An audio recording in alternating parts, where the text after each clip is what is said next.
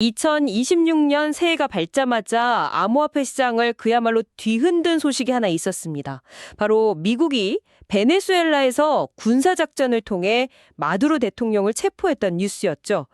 그런데 이 지정학적 사건의 여파가 전혀 예상치 못한 곳으로 튀고 있습니다. 전 세계의 시선이 지금 단 한 곳에 쏠리고 있거든요. 바로 베네수엘라 정권이 비밀리에 축적해온 것으로 알려진 이 천문학적인 규모의 비트코인, 이른바 그림자 준비금의 존재입니다. 네, 현재 시장에서 추정하는 규모가 약 60만에서 66만 BTC.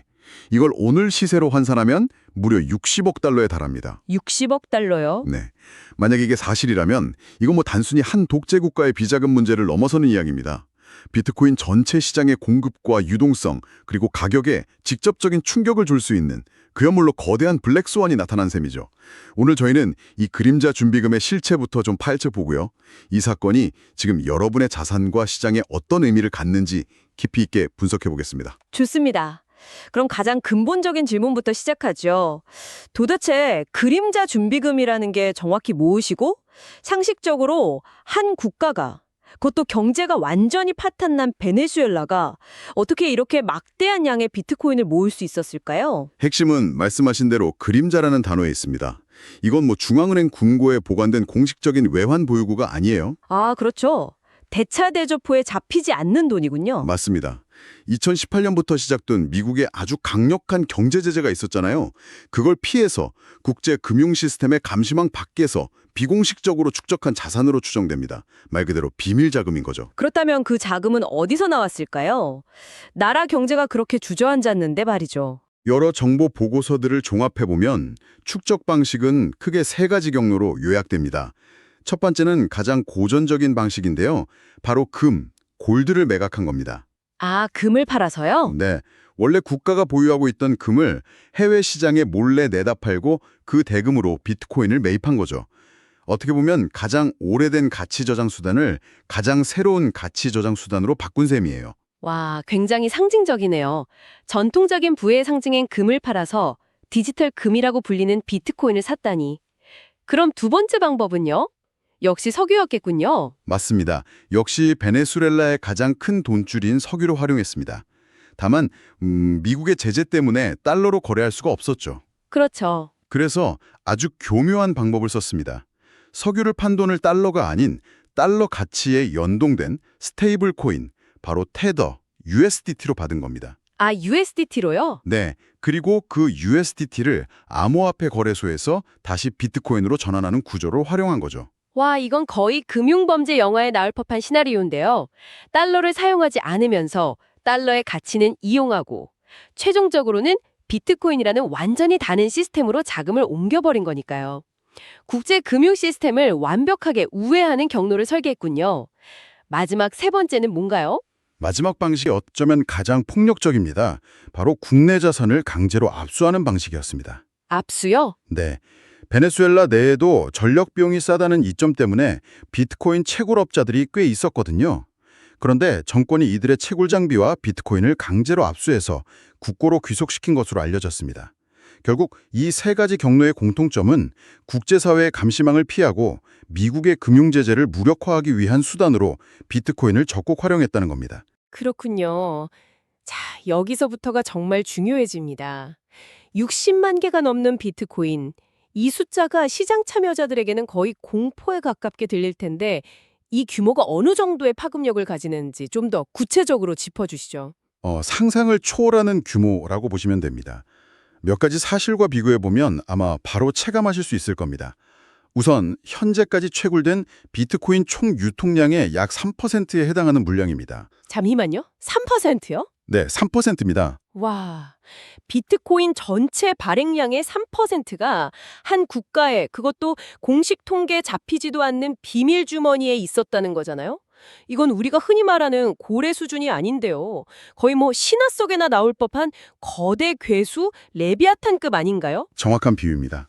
우리가 잘 아는 세계 최대 자산운용사 블랙록이 운영하는 비트코인 ETF나 또 비트코인을 가장 많이 보유한 상장 기업으로 유명한 마이크로스트래티지 있잖아요. 네, 있죠. 그들이 보유한 양과 맞먹거나 오히려 더 많은 수준입니다. 그런데 핵심은 블랙록이나 마이크로스트래티지는 시장에 공개된 투명한 주체지만 이건 정체도 의도도 알 수 없는 통제 불가능한 주체의 손에 있었다는 거죠.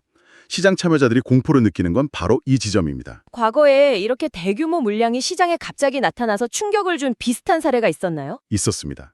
아주 좋은 비교 사례가 있죠.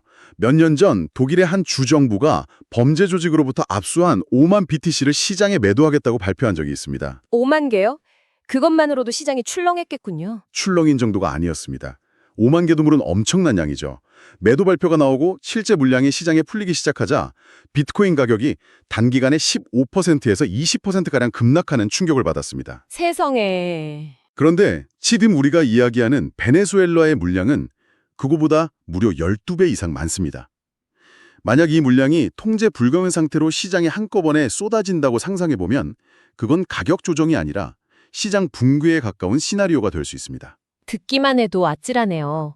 결국 국제 제재를 피하기 위한 수단이 이제는 부메랑이 되어 돌아온 셈이군요. 그렇다면 이 뜨거운 감자의 주인은 이제 사실상 미국이 된 건데 미국이 쓸 수 있는 카드는 어떤 것들이 있을까요? 맞습니다. 이제부터는 미국 법무부와 재무부가 어떤 결정을 내리느냐에 따라 시장의 방향이 완전히 달라질 수 있습니다. 현재 전문가들이 예상하는 시나리오는 크게 세 가지입니다. 첫 번째는 자산 동결입니다. 아마 가장 유력하고 시장이 가장 바라는 시나리오일 겁니다. 자산 동결이요? 하지만 그 많은 비트코인을 그냥 묶어두기만 하는 게 미국 입장에서 최선일까요? 그걸 활용해서 자국의 이익을 극대화하고 싶다는 유혹이 분명히 있을 텐데요. 물론 그런 유혹이 있겠죠. 하지만 미국 정부 입장에서 최우선 과제는 시장의 안정입니다. 이 물량을 섣불리 건드렸다가 시장이 붕괴하면 비트코인에 투자한 수많은 미국 시민과 기관들이 엄청난 피해를 보게 되거든요. 정치적으로 엄청난 부담이죠. 아, 그럴 수 있겠네요. 따라서 법적 소송을 통해 베네수엘라의 불법 자산으로 규정하고 판결이 날 때까지 수년간 동결시켜버리는 것. 이게 가장 안전하고 확실한 방법입니다. 시장의 매물로 나올 우려 자체를 없애버리는 거죠. 그렇군요. 정치적 부담을 최소화하는 선택이라는 거네요. 그럼 두 번째 시나리오는 뭔가요? 두 번째는 미국 전략적 중비금 편입입니다. 이게 아주 흥미로운 지점인데 미국은 이미 2025년에 전략적 비트코인 중비금이라는 제도를 만들어서 법제화했습니다. 그런 게 있었나요? 네. 범죄 수익으로 몰수하거나 이처럼 적대국으로부터 압수한 비트코인을 시장에 팔아채우는 대신에 달러나 금처럼 국가 차원의 중비자산으로 편입할 수 있는 근거를 마련해둔 겁니다. 와, 이건 정말 큰 그림이네요. 이 사건이 오히려 비트코인이 국가 단위의 전략 자산으로 인정받는 계기가 될 수도 있다는 거군요. 바로 그겁니다. 만약 미국이 이 66만 개의 비트코인을 자국의 전략 준비금으로 편입한다고 발표한다면 그건 비트코인의 역사에서 가장 강력한 제도적 공인이 될 수 있습니다. 마지막 세 번째 시나리오는 경매 및 매각인데 아까 독일 사례에서 봤듯이 이 가능성은 거의 없다고 보는 게 합리적입니다. 그렇죠. 자국민의 자산 가치를 폭락시키는 선택을 할 정부는 없을 테니까요. 맞습니다. 결국 첫 번째나 두 번째 시나리오, 즉 동결되거나 미국이 흡수할 가능성이 높다는 말씀이시군요. 자, 그렇다면 이게 시장에는 궁극적으로 어떤 의미를 갖게 될까요? 이 엄청난 불확실성이 해소되는 거니까 호재로 봐야 할까요? 단기적인 관점과 장기적인 관점을 나눠서 봐야 합니다. 단기적으로는 뉴스가 처음 나왔을 때처럼 가격이 잠시 하락했다가 미국의 대응 방안이 구체화되면서 반등하는 등 변동성이 커질 수 있습니다. 지정학적 이벤트가 투자 심리에 직접적인 영향을 주는 거죠. 하지만 정말 중요한 건 장기적인 효과입니다. 장기적인 효과요? 네. 만약 이 자산이 동결되거나 미국의 전략 준비금으로 흡수된다면 어떤 시나리오든 공통점이 있습니다. 바로 비트코인 전체 유통량의 3%가 시장에서 사실상 사라진다는 겁니다. 이걸 공급 잠긴 효과라고 부릅니다. 공급이 줄어든다는 건 희소성이 높아진다는 의미로 해석할 수 있겠네요. 경제학의 기본 원리에 따르면 수요가 그대로일 때 공급이 줄면 가격은 오르는 게 당연한데요. 그렇게 단순하게 봐도 될까요? 기본적으로는 맞습니다. 시장에 유통될 수 있는 비트코인의 총량이 영구적으로 줄어드는 효과니까요. 장기적으로는 공급 감소로 인한 희소성 부과, 즉 가격 상승의 강력한 요인으로 작용할 수 있다는 분석이 지배적입니다. 다만 이 사건은 시장의 새로운 종류의 리스크, 그러니까 지정학적 리스크를 추가했다는 점도 기억해야 합니다. 아, 다른 나라에서도 이런 일이 또 터질 수 있다는 거군요. 그렇죠. 앞으로 다른 국가에 숨겨진 비트코인이 또 발견될 수 있다는 가능성을 열어버린 거죠. 그렇군요. 이 거대한 사건의 이면에는 우리가 놓치지 말아야 할 부분이 또 있습니다. 바로 베네수엘라 국민들의 현실인데요. 우리가 이렇게 거시경제와 시장의 변동성을 이야기하는 동안 그들에게 암호화폐는 전혀 다른 의미였을 것 같습니다. 굉장히 중요한 지적입니다. 베네수엘라는 우리로서는 상상하기 힘든 살인적인 초인플레이션으로 자국 화폐인 볼리바르가 사실상 휴지 조각이 된 국가입니다. 많은 국민들에게 비트코인과 스테이블 코인은 우리가 생각하는 투자 자산이나 투기 수단이 아니었어요. 생존의 수단이 없겠군요. 맞습니다. 평생 모은 자산의 가치를 지키고 매일 먹을 음식을 사고 해외에 있는 가족에게 돈을 보내는 말 그대로 생존을 위한 금융수단이었습니다. 그렇다면 마두로 정권이 사라지고 미국이 개입하는 것이 그들에게는 오히려 금융 안정성을 가져다 줄 희망이 될 수도 있을까요? 아니면 그들이 생존을 위해 의존하던 암호화폐 시스템 자체가 붕괴될 위험에 처한 건가요? 바로 그게 딜레마입니다. 독재 정권의 통제에서 벗어나는 건 분명 희망적인 일이지만 당장 그들이 일상적으로 사용하던 암호화폐 결제 시스템이나 P2P 거래망이 이번 사태로 인해 마비되거나 혼란에 빠질 수 있거든요. 이번 사태가 그들의 삶에 또 다른 금융 충격을 안겨줄 수 있다는 점에서 매우 안타깝고 복잡한 문제죠. 정말 양날의 검이네요. 그런데 이 모든 논의에는 한 가지 거대한 전제가 깔려 있습니다. 바로 600억 달러의 그림자 준비금이 실제로 존재하고 미국이 그것을 통제할 수 있다는 것인데요. 아직 해결되지 않은 의문들이 많지 않습니까? 맞습니다. 그래서 마지막으로 저희가 반드시 짚고 넘어가야 할 핵심 질문들이 남아 있습니다. 첫째, 온체인 증거가 있는가? 블록체인은 모든 거래 기록이 남는 투명한 장부잖아요. 그렇죠. 이론적으로는 66만 개라는 막대한 비트코인이 특정 지갑들로 이동한 흔적이 보여야 합니다. 하지만 아직까지 시장 분석가들이 이것이 바로 베네수엘라의 지갑이다라고 확신할 만한 명확한 온체인 데이터는 공개되지 않았습니다. 그리고 설령 지갑의 존재를 확인한다고 해도 그걸 미국이 통제할 수 있느냐는 전혀 다른 문제겠네요. 정확합니다. 그게 두 번째 질문으로 이어집니다. 개인 키, 프라이빗 키는 누가 가지고 있는가? 비트코인의 실질적인 소유권은 은행 계좌처럼 정부가 보증해 주는 게 아니라 지갑의 비밀번호, 즉 개인 키를 가진 사람에게 있거든요. 암호화폐 시장에 유명한 격언이 있죠. Not your keys, not your coins. 키가 없으면 당신의 코인이 아니다. 네.